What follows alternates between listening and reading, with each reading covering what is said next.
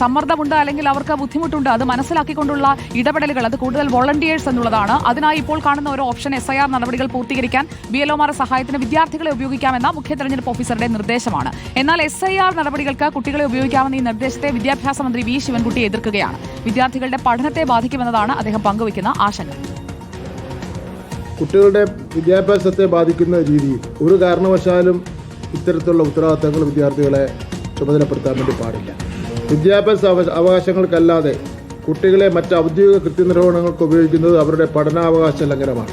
വിദ്യാർത്ഥികളുടെ പഠനം തടസ്സപ്പെടുന്നില്ലെന്ന് ഉറപ്പുവരുത്തുവാൻ വിദ്യാഭ്യാസ വകുപ്പ് ഉദ്യോഗസ്ഥന്മാർക്ക് കർശന നിർദ്ദേശം നൽകിയിട്ടുണ്ട്. നമുക്കിപ്പം VS രഞ്ജിത്താണ് ചേരുന്നത്.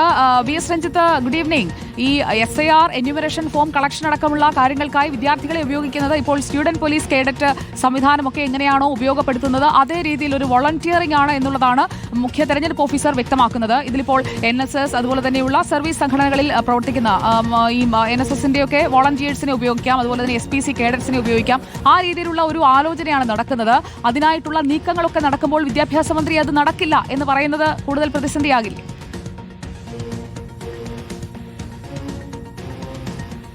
സുജിയ, ഗുഡ് ഈവനിംഗ്. ഈ BLOമാരുടെ സമ്മർദ്ദവുമായി ബന്ധപ്പെട്ട്, BLOമാരുടെ ജോലി ഭാരവുമായി ബന്ധപ്പെട്ട വാർത്തകൾ വന്നതിന് ശേഷമാണ് ഇത്തരത്തിൽ വോളണ്ടറി ആക്ഷൻസ് അല്ലെങ്കിൽ വോളണ്ടറി ആയിട്ട് സന്നദ്ധ സേവനമായി ഇതൊക്കെ ചെയ്യാൻ താല്പര്യമുള്ള വിദ്യാർത്ഥികളെ കൂടി ഇതിലേക്ക് ഉൾപ്പെടുത്താം എന്നുള്ള ഒരു തീരുമാനം വരുന്നത്.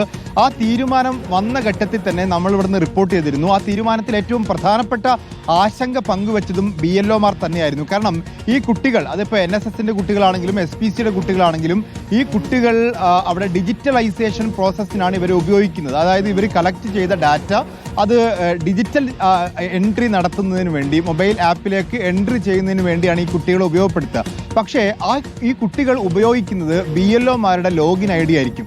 ആ ലോഗിൻ ID ഉപയോഗിച്ച് ഈ കുട്ടികൾ ഇതിൽ ഡാറ്റ എൻട്രി നടത്തുമ്പോൾ ആ ഡാറ്റയിൽ എന്തെങ്കിലും മിസ്റ്റേക്കുകൾ സംഭവിച്ചാൽ അല്ലെങ്കിൽ ആ ഡാറ്റയിൽ എന്തെങ്കിലും തെറ്റുകൾ സംഭവിച്ചാൽ അതിൻ്റെ ഉത്തരവാദിത്വം BLOമാർക്കായിരിക്കും. ആദ്യത്തെ ആശങ്ക അവിടെ തുടങ്ങുന്നു. രണ്ടാമത്, ഇത് കുട്ടികളാണ് എന്നുള്ളതാണ്. 10ാം ക്ലാസ്സിന് താഴെയുള്ള കുട്ടികളാണോ, +2 കുട്ടികളാണോ, അല്ലെങ്കിൽ കോളേജ് വിദ്യാഭ്യാസമുള്ള കുട്ടികളാണോ, അങ്ങനെ ഏത് കാറ്റഗറിയിലുള്ള കുട്ടികളാണ് എടുക്കേണ്ടത്? അപ്പോൾ നമ്മളിവിടുത്തെ വില്ലേജ് ഓഫീസുകൾ പരിശോധിക്കുമ്പോൾ അവിടെ NSS വോളണ്ടിയേഴ്സ് ആണ് കൂടുതൽ വരുന്നത്. അത് കോളേജുകളിൽ നിന്നാണ് റിക്രൂട്ട് ചെയ്യുന്നത്. വില്ലേജ് ഓഫീസർമാരാണ് അതിനുവേണ്ടി റിക്രൂട്ട്മെന്റ് ഏജൻസികളായി പ്രവർത്തിക്കുക. ഏജൻസി മീൻസ് അവരാണ് പോയി കോളേജുകളെ NSS കോർഡിനേറ്റർമാരെ കൊണ്ടുവരുന്നത്. അപ്പോൾ സ്വാഭാവികമായിട്ടും അവർക്ക് ഭക്ഷണമൊക്കെ മേടിച്ചു കൊടുക്കുന്ന ആ ക്യാമ്പ് സംഘടിപ്പിക്കേണ്ട ഉത്തരവാദിത്തം ഈ വില്ലേജ് ഓഫീസർമാർ നിക്ഷിപ്തമാവും. വില്ലേജ് ഓഫീസിലെ പണി മുഴുവൻ അവിടെ നിൽക്കുകയും ഈ കുട്ടികളെ കോർഡിനേറ്റ് ചെയ്യുന്ന പണിയിൽ മാത്രം വില്ലേജ് ഓഫീസർമാർ BLO സൂപ്പർവൈസർമാരായി പ്രവർത്തിക്കും. മൂന്നാമത്തെ ആശങ്ക ഈ വിദ്യാഭ്യാസ മന്ത്രി പറഞ്ഞ ആശങ്കയാണ്. ഈ 1, 2, 3 ദിവസമല്ല, ഇപ്പോൾ കഴിഞ്ഞ കുറേ ദിവസമായി ക്യാമ്പ് നടക്കുന്നു.